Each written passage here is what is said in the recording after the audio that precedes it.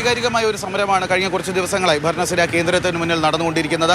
ഈ കാണുന്നത് വനിതാ CPO ഉദ്യോഗാർത്ഥികളാണ്. ഇവിടെയാണ് കഴിഞ്ഞ 7 ദിവസമായി രാപ്പകൽ നിരാഹാര സമരം ഇവിടെ അനുഷ്ഠിക്കുന്നത്. ആദ്യഘട്ടത്തിൽ ശയനപ്രദക്ഷിണ സമരം, പിന്നീട് കല്ലുപ്പിന്മേൽ മുട്ടുകുത്തി നിന്നുള്ള സമരമൊക്കെയാണ് ഇവർ നടത്തിയതെങ്കിൽ ഇപ്പോൾ നടത്തിയിരിക്കുന്നത് ഇന്ന് മറ്റൊരു വൈകാരികമായ ഒരു സമര രീതിയിലേക്ക് കയറിയിരിക്കുകയാണ്. മുട്ടിലിഴയുന്ന ഒരു സമര രീതിയിലേക്കാണ്. നമ്മൾ കാണുന്ന കാഴ്ചകൾ പോലെ തന്നെ ഇതിൽ പലരുടെയും കൈമുട്ടും കാൽമുട്ടും ഒക്കെ പൊട്ടി രക്തമൊഴുകുന്ന ഒരു അവസ്ഥയിലാണ് പലരും ഉള്ളത്. പലരും കുഴങ്ങി വീഴുന്നു. അവരെയൊക്കെ ആശുപത്രിയിലേക്ക് മാറ്റുകയും ചെയ്തു. പക്ഷേ ഇപ്പോഴും അവർ പ്രതീക്ഷ ഉപേക്ഷിച്ചിട്ടില്ല.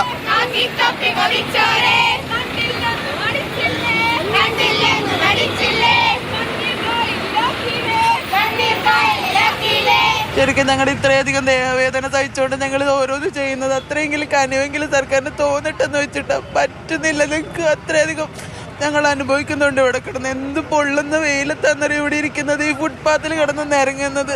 കഷ്ടപ്പെട്ട് പഠിച്ചിട്ടല്ല, ഞങ്ങൾ അർഹതയില്ലാത്ത ഒരു കാര്യത്തിന് വേണ്ടി അല്ലല്ലോ ഇവിടെ നിൽക്കുന്നത്. ഞങ്ങളുടെ ലിസ്റ്റിന് വേക്കൻസി ഇല്ലെന്നല്ലല്ലോ, ഉണ്ടായിട്ടല്ലേ തരാത്തത്. നമ്മൾ ഈ കേട്ട പ്രതികരണം അഭയുടേതാണ്. ആലപ്പുഴ സ്വദേശി. കഴിഞ്ഞ ദിവസം മാതൃഭൂമി ചർച്ചയിൽ ഉൾപ്പെടെ പങ്കെടുത്ത കുട്ടിയാണ്. അന്ന് അവർ പറഞ്ഞ ഒരു കാര്യമുണ്ട്. ഇവരുടെ വിവാഹശേഷം പ്രസവം, അതും സിസേറിയനായിരുന്നു. ആ സമയത്ത് തന്നെയാണ് ഇവർ ഫിസിക്കൽ ഫിറ്റ്നസിന്റെ പരീക്ഷ ഉൾപ്പെടെ പങ്കെടുക്കേണ്ടി വന്നത്. അതുപോലും ഇത്രയും പെയിൻ നിറഞ്ഞ ഒരു സാഹചര്യത്തിൽ നിന്നാണ് അവർ കഷ്ടപ്പെട്ടുകൊണ്ട് ഈ റാങ്ക് ലിസ്റ്റിൽ ഉൾപ്പെടെ കയറി കൂടിയത്. പക്ഷേ ഇപ്പോൾ അവർക്ക് കഷ്ടപ്പെട്ട് നേടിയെടുത്ത ജോലിയിൽ പ്രവേശിക്കാനുള്ള ഒരു അവസരമാണ് അവർക്ക് നിഷേധിക്കപ്പെട്ടിരിക്കുന്നത്.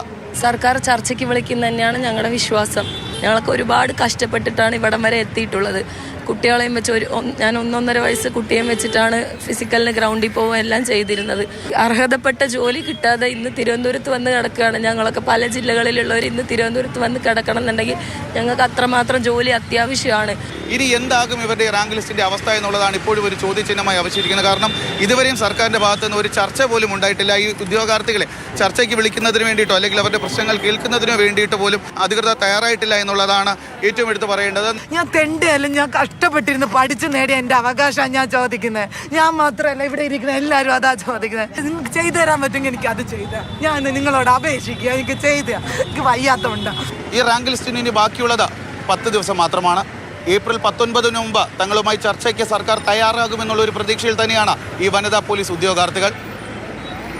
നെല്ലൈ മുരുകനൊപ്പം ജിബിൻ JB, മാതൃഭൂമി ന്യൂസ്, തിരുവനന്തപുരം.